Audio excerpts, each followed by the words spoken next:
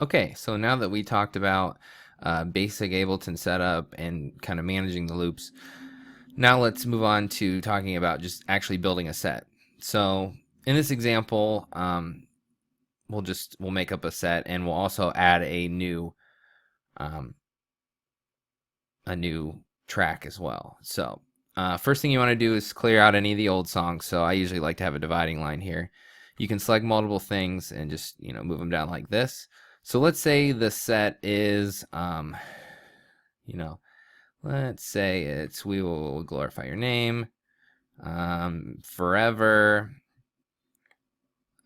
"Did You Feel the Mountains Tremble," and again, I guess I should be showing. Oops. You can do Control X if it's really far down, and then just paste it up here. And then let's create a new one. So to do that, what you're going to need to do is you're going to right click over here and go down to Insert Scene.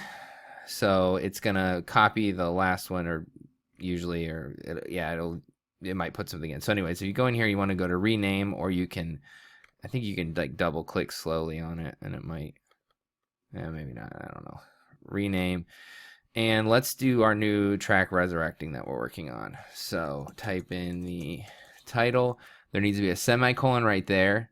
And then the tempo, which I believe is 74 BPM. And I think in this case, we ended up with, we ended up on 4/8 time, I think, because of where we wanted the accents. I don't remember for sure, but let's just put that in there. So that's going to be the way that it's broken down. So at this point, we don't have anything in our scenes, no loops or anything.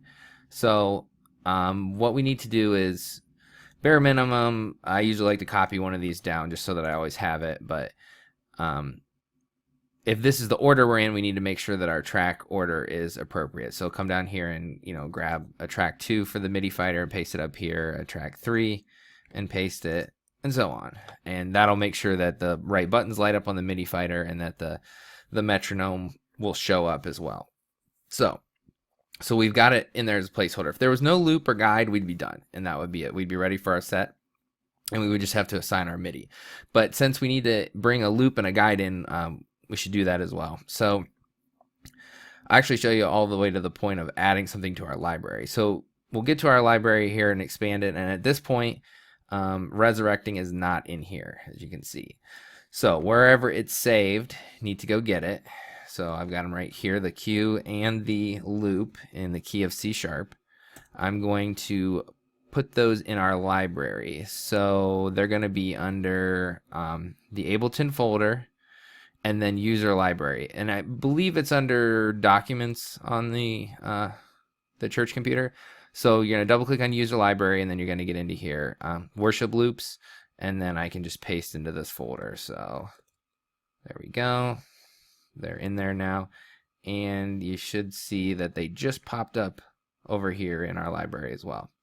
So what you need to do is grab the loop and just drag it over and drop it into the appropriate bucket. Do the same thing with the cue. Now, another thing that you want to check, down here in this area that's not expanded, let's bring this up. You want to make sure that warp is not selected. We have these set for the appropriate time signature, so we don't want to do any warping. If warp is selected, make sure you deselect it. And if it's starting at this is the start point of the loop, so make sure that this start point is all the way to the left.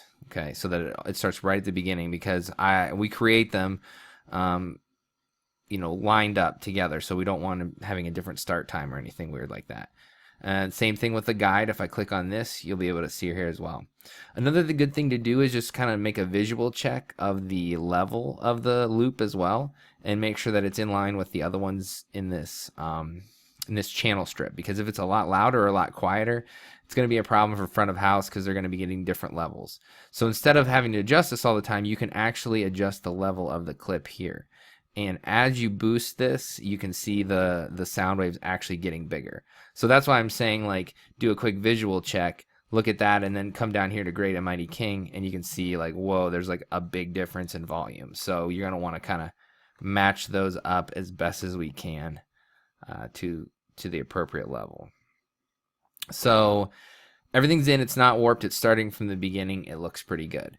So at this point, we should be good to go. The only last thing we have to do is map our controller. So in the case of the MIDI fighter at church, you're going to click on MIDI, and then you're going to select the first one and then hit the button that we want to assign it to. Second one, assign. Third one, assign. Fourth one, and assign. Then when you're done, you're just going to go ahead and hit this MIDI button again, and then we should be ready to go.